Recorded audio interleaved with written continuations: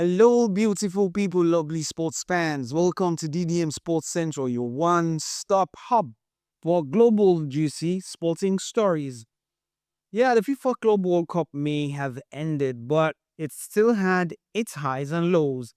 Chelsea surprised most football pundits, and yes, they are champions of the just concluded tournament. After the break, we will let you into the highs and lows of the 21st edition of the FIFA Club World Cup, which held in the United States of America, like my friend used to put it. We'll be right back after this break. Not go anywhere. This is still DDM Sports Central. Don't go anywhere.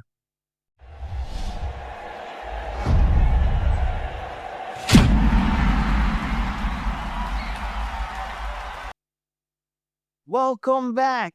So before the break, I told you that Chelsea are the champions of the just concluded FIFA Club World Cup. They defeated PSG by 3 goals to nothing. All 3 goals coming in the first half, to the surprise of many pundits. By the end of the first half, some still had hopes. Anyway, that PSG would reduce the tally, if not defeat Chelsea.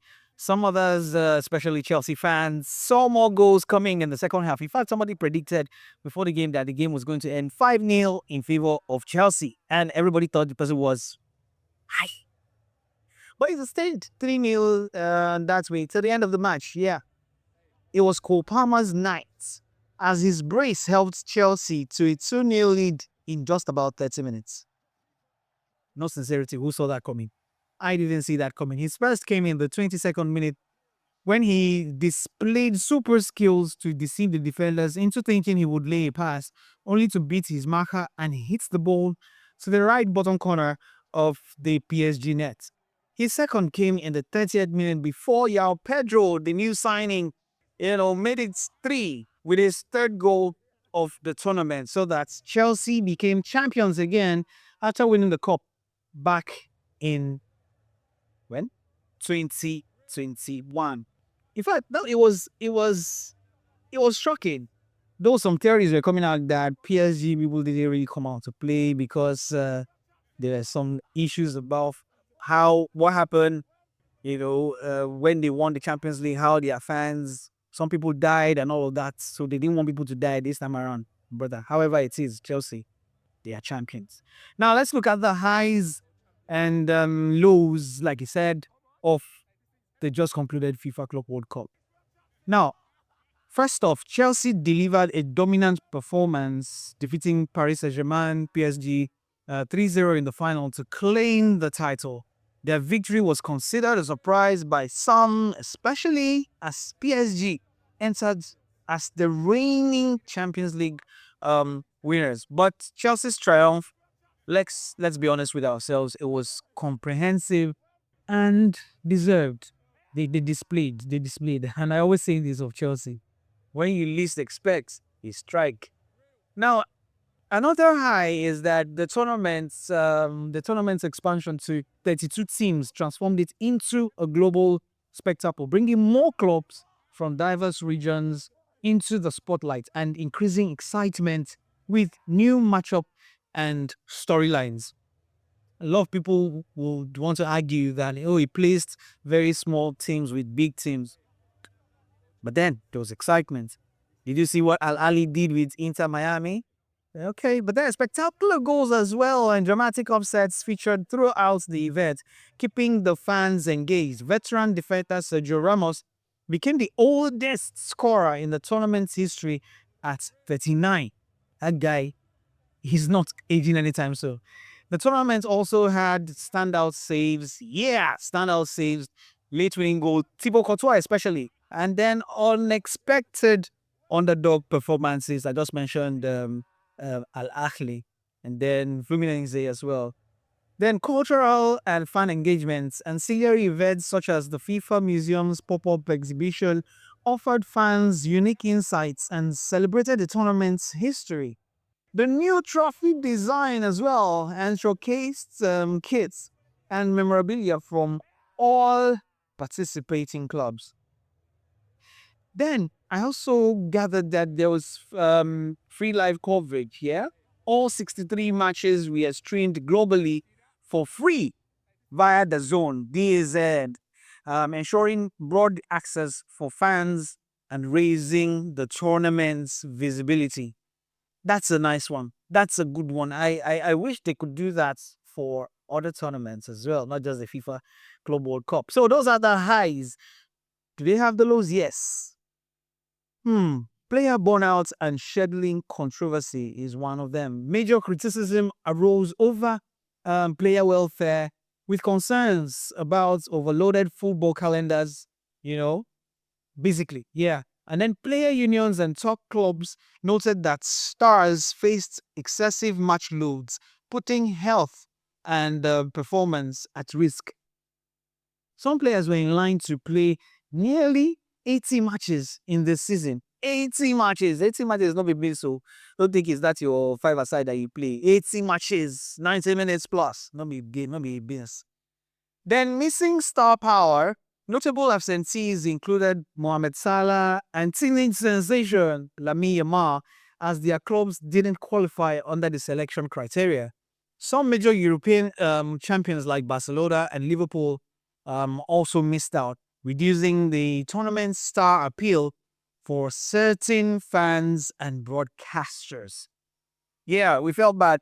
A lot of us even wanted to see Cristiano Ronaldo. Let's not fail to mention that. But then he couldn't show up because his team was not selected under the selection criteria. Now, cash grab allegations, the expansion and financial underpinning of events drew sharp scrutiny, particularly from critics like former Liverpool manager Jurgen Klopp. Many labeled the new Club World Cup a business move, prioritizing FIFA's interests over football tradition and player welfare. That's another low, if that is correct. Now, MLS players' protest is another low. Major League Soccer players protested what they saw as unfair revenue sharing and grueling schedules. Seattle Sounders and Inter Miami players staged visible demonstrations regarding capped income from FIFA's prize pool, highlighting ongoing labor disputes. Cash grab. It is well, they said the money, there was no cash that was going to be kept, it was going to be disbursed all through. No, I don't know what they're protesting for. Now, broadcasting pains and legal challenges. Initial broadcaster interest was lukewarm in top markets, and European players' unions even launched a lawsuit challenging FIFA's scheduling authority for the expanded Club World Cup. Now, another low. It's looking like we had more lows than highs, because by my records now, I think it's like this is number 6 one I'm giving you. The tournament faced logistical hiccups like visa issues and inadequate screening for fans and players. Wow. Well, I'm sure this is something they'll be able to fix before the next edition because they're looking at even expanding it to about 40 something clubs. Yeah. And I hope they're going to fix it. Now, on the environmental front, FIFA was accused of greenwashing for not updating or enacting measurable climate policies for the event, with critics arguing that responsibility was shifted onto individuals rather than FIFA itself. There's also the selection controversies. The host nation's slot controversy, particularly Inter Miami's participation, despite a poor domestic season, raised questions about equitable qualification. Who did they want to seal your university? Please leave me alone. I don't want to say what is in my mind or my mind. Anyway, some even speculated that Messi's presence was prioritized over sporting merits. Okay, now. Yes, because the truth, that's how I even see it. You were looking at putting in Messi, the Messi factor. Who would want Messi to show up in a competition like this? Anyways, notable moments, digital scams and broadcasting gas. Misinformation and broadcasting errors marred some of the online fan experience with incidents like fake match highlights posted by scammers and commentator confusion about player identities. Imagine where For instance, there is uh, Akraf Hakimi holding on to the ball, and probably you're calling another player entirely. Then there were historic innovations. The event featured a new trophy design with multilingual engravings and rotating elements, such as a symbol of football's global reach. The museum exhibition added a layer of education and celebration around the tournament's legacy. Now, I want to believe that FIFA had its strategies, yeah, and then those strategies really came out fine, even though there are some lose. I will not end this sharing of FIFA Club World Cup without letting you know the top scorers of the tournament. Yes, because it was the goals. The goals made the tournament exciting. Now, Angel Maria de Maria of Benfica scored 4 goals. Gonzalo Garcia as well of Real Madrid scored 4 goals, but then he won the Golden Boot via a tiebreaker via assists. Sergio Girassi of Borussia Dortmund, informed Girassi, also scored 4 goals. Marcos Leonardo of Al Hilal.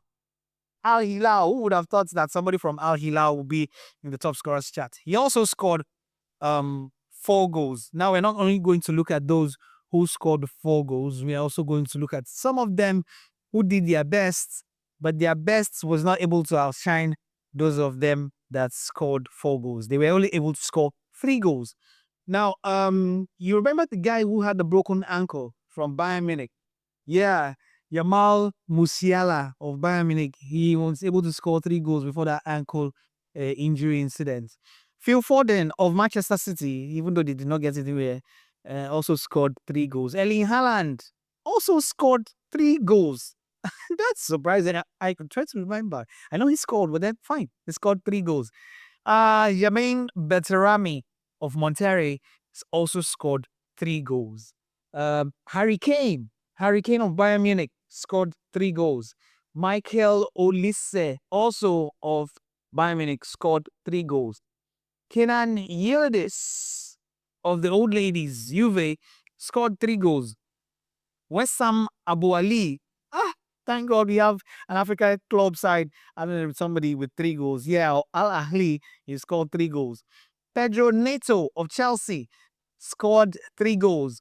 Now, Fabian Ruiz of Paris Saint-Germain scored 3 goals. Cole Palmer, the hero of the final for Chelsea, also had 3 goals. Yao Pedro, the new signing for Chelsea, got 3 goals as well. So these are people who, raised the bar for the FIFA Club World Cup in terms of goals. A lot of goals were scored.